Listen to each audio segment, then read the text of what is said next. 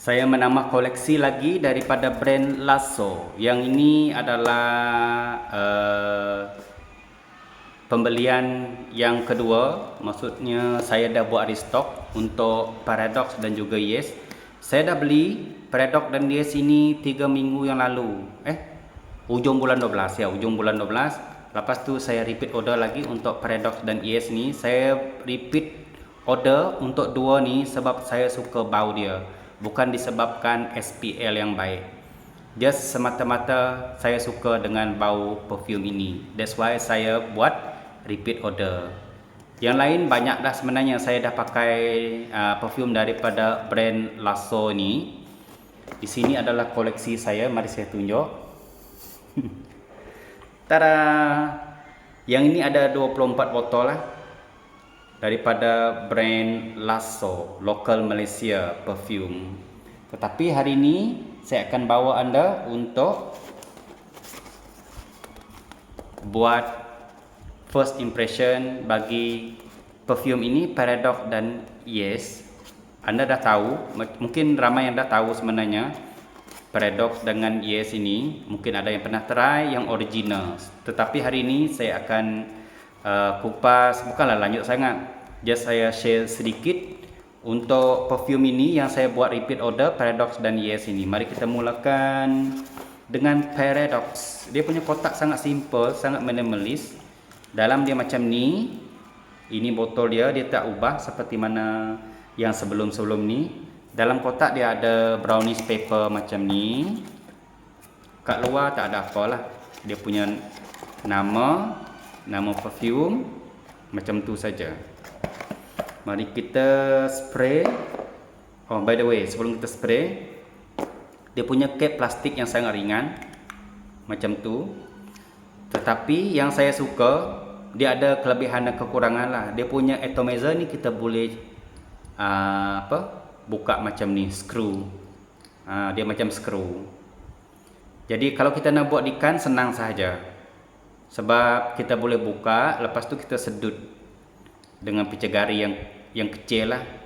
Itu adalah kelebihan untuk botol perfume macam ni. Kita senang buka dan buat di kan. Kalau kita nak bawa botol besar ni untuk jalan-jalan, pergi travelling ke apa semua, hati-hatilah kalau ini terbuka.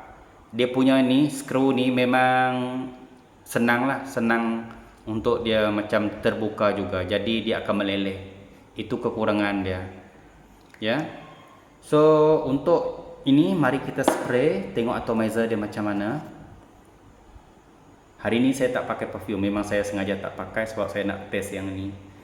1, 2, 3. Okay, nampak tak dia punya atomizer dengan dia punya spray. Memang cantik, memang lawa. Dia punya mist halus. Seluruh atas tangan saya ni basah. Maksudnya memang dia punya atomizer ini memang bagus lah. Dan bau dia, bau untuk Paradox ini saya boleh katakan 70% hampir sama. Tetapi kalau yang original Paradox itu bau manis vanilla, soft spicy itu dan fruity memang menyerlah. Tetapi di sini dia macam tone down. Kalau saya nak belasah untuk perfume ini pun tak ada masalah. Just saya kena berhati-hatilah di mana saya menggunakan perfume ini. Biasanya perfume yang manis-manis macam ni, seperti yang saya selalu share dalam video-video saya, kalau nak pakai siang memang kena berhati-hatilah. Tetapi kalau nak pakai malam, kalau duduk dalam pejabat yang berhawa dingin, tak ada masalah kalau kita nak spray 7 spray, 8 spray untuk perfume jenis kategori macam ni. Seterusnya kita buka yang Yes ini. Yes ini adalah Giorgio Armani C. Itu adalah inspired perfume dia. Sama sahaja. Dia punya botol pun sama, plastik cap. Dia boleh buka, screw macam ni. Dan mari kita spray sebelah kanan pula. 1, 2, 3. Oh, cantik. Dia punya mist cantik, atomizer dia pun cantik. Memang basah semua. Memang puas hatilah.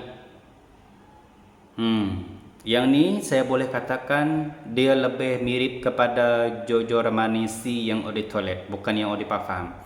Kalau yang Eau de Parfum tu dia memang sangat fruity floral, sangat-sangat fruity floral, memang manis.